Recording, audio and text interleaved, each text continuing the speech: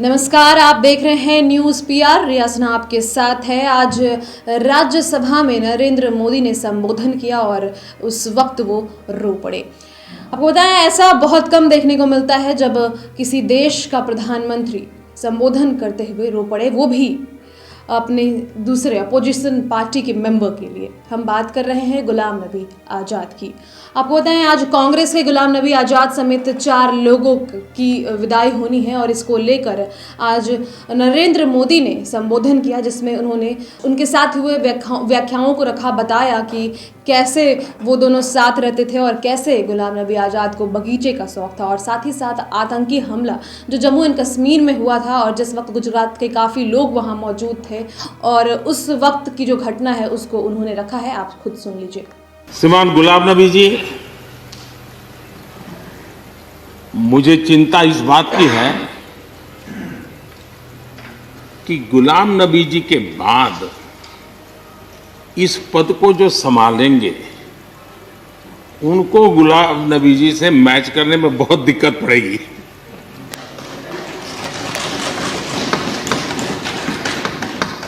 क्योंकि गुलाम नबी जी अपने दल की चिंता करते थे, लेकिन देश की और सदन की भी उतनी ही चिंता करते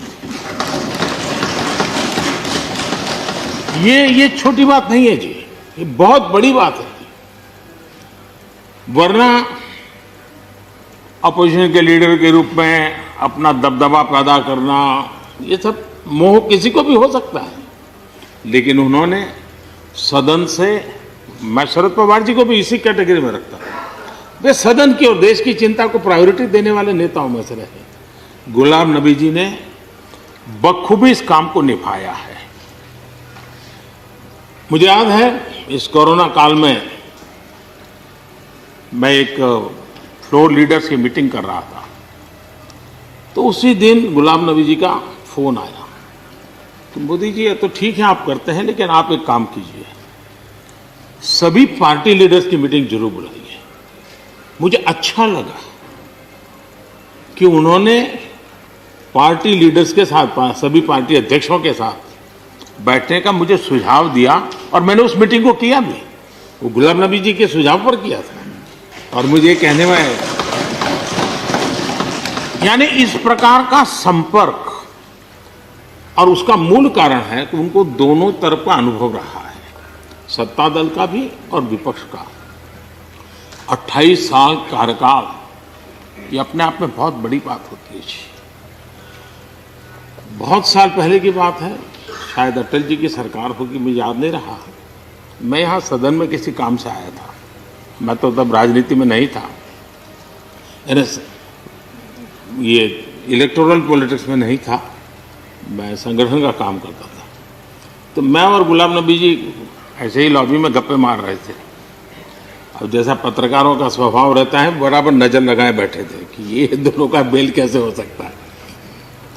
हम हंसी खुशी से बातें कर रहे थे, तो हम जैसे ही निकले तो पत्रकारों ने घेर लिया। गुलाम नबी जी ने बहुत बढ़िया जवाब दिया था। वो जवाब हम लोगों के लिए बहुत काम आने वाला है।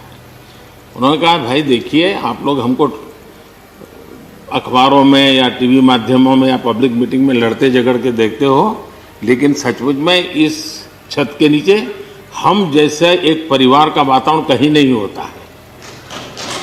इतनी हमारी आत्महत्या होती है, इतने सुख दुख होते हैं। ये जो स्पिरिट है, वो स्पिरिट अपने आप में बहुत बड़ी बात होती है। गुलाम नबी जी का एक शौक शायद बहुत कम लोगों को पता होगा, और कभी उनके साथ बैठोगे तो बताएंगे। हम सरकारी बंगलों में रहते हैं, तो बंगले की दीवारें, अपना सोफा सेट, उसी के आसपास हमारा दिमाग रहता है। लेकिन गुलाम नबी जी ने उस बंगले में जो बगीचा बनाया है, यानी एक प्रकार से कश्मीर की घाटी की याद दिला दे, ऐसा बगीचा बनाया है। और इसका उनको गर्व भी है। वो समय देते हैं, नई नई चीजें जोड़ते हैं, और हर बार जब कंपटीशन होती है तो उनका बंगला नंबर 1 ले आता है। यानी अपने सरकारी जगह को भी कितने प्यार से संभालना, यानी बिल्कुल मन से उन्होंने इसको संभाला है। जब आप मुख्यमंत्री थे, मैं भी एक राज्य का मुख्यमंत्री के नाते काम करता था, हमारी बहुत गहरी निकटता रही उस कार्यकाल में। शायद ही कोई ऐसी घटना नहीं मिल सकती है कि जबकि हम दोनों के बीच में कोई संपर्क सेतु न रहा। एक बार गुजरात के यात्री, क्योंकि जम्मू कश्मीर में जाने वाले टूरिस्ट में गुजरात बहुत बड़ा नंबर रहता है, और टेररिस्टों ने पर हमला कर दिया। करीब 8 लोग शायद मारे गए। सबसे पहले गुलाम नबी जी का मुझे फोन आया।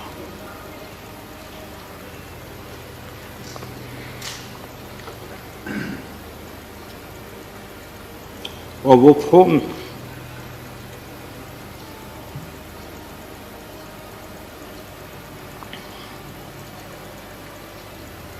सिर्फ सूचना देने का नहीं था,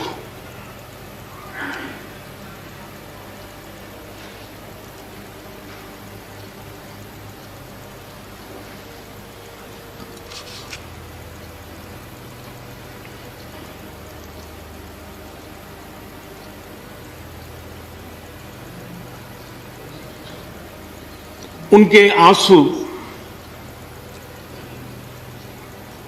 रुक नहीं रहे थे। फोन पे उस समय प्रणब मुखर्जी साहब डिफेंस मिनिस्टर थे। मैंने उनको फोन किया, मैंने कहा साहब अगर फोर्स का हवाई जहाज मिल जाए डेड बॉडी को लाने के लिए। रात देर हो गई थी। प्रणब मुखर्जी साहब ने कहा आप चिंता मत कीजिए, मैं करता हूं व्यवस्था। लेकिन रात में फिर गुलाम नबी जी का फोन आया। वे एयरपोर्ट थे।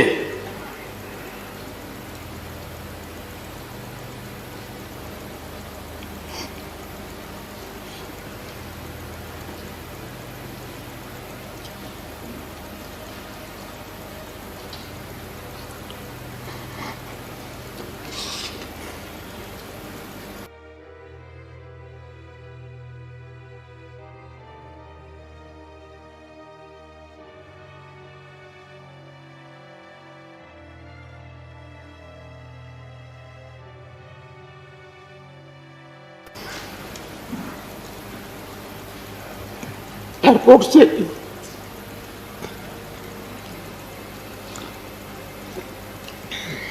उन्होंने मुझे फोन किया और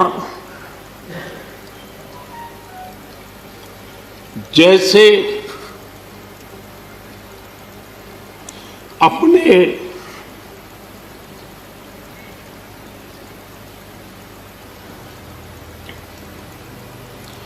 परिवार के सदस्य की चिंता करें,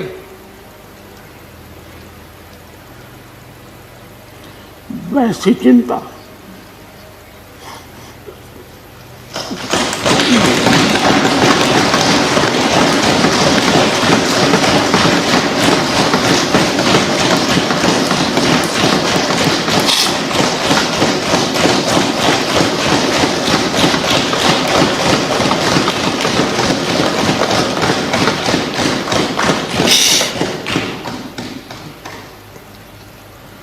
पद, सत्ता जीवन में आती रहती है, लेकिन उसे कैसे पचाना,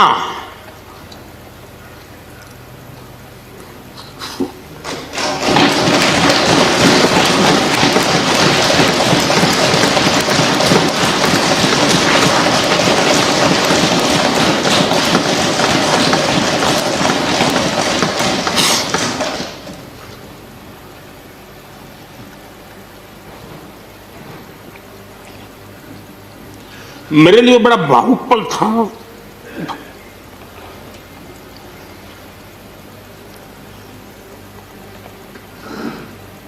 दूसरे दिन सुबह फोन आया कि मोदी जी सब लोग पहुंच गए।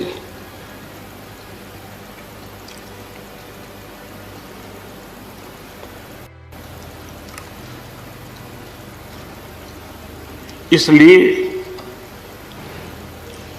एक मित्र के रूप में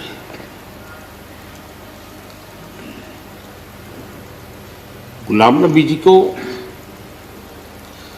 घटना और अनुभव के आधार पर मैं आदर करता हूं।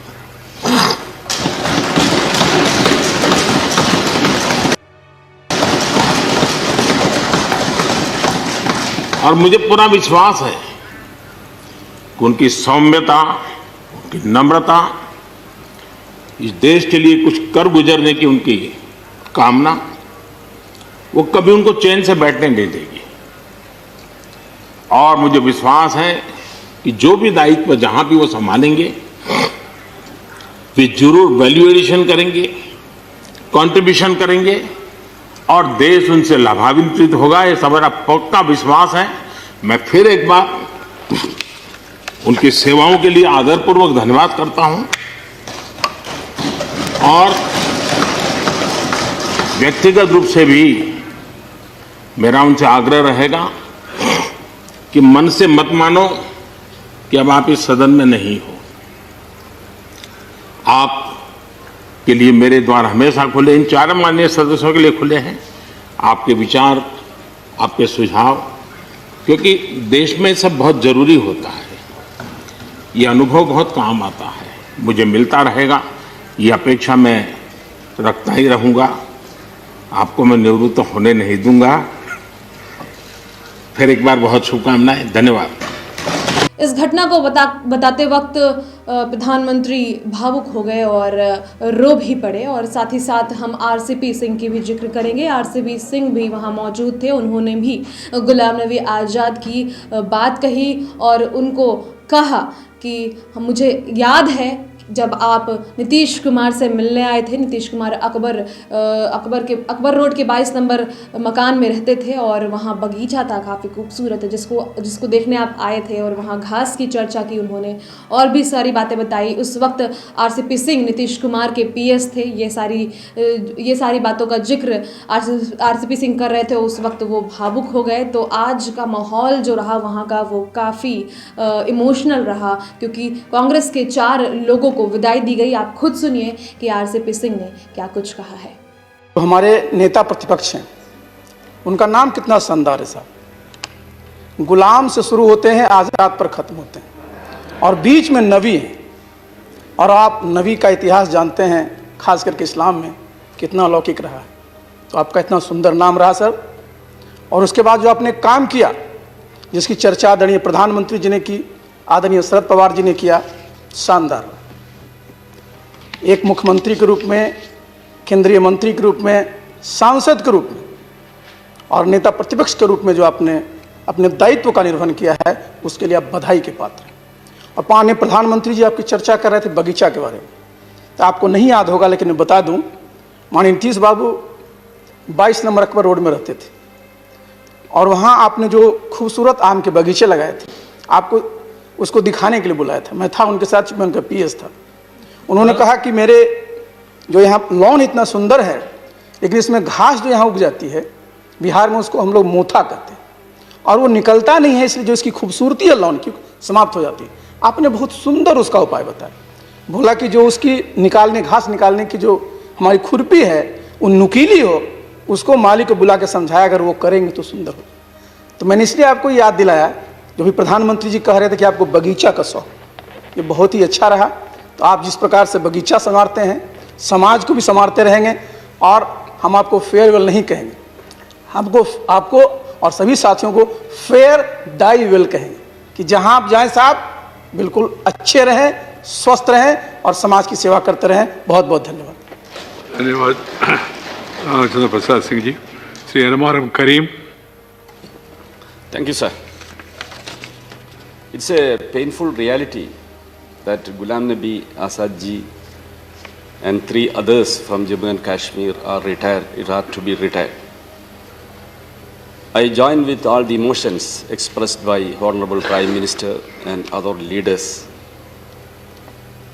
My experience with them is a worth in my life.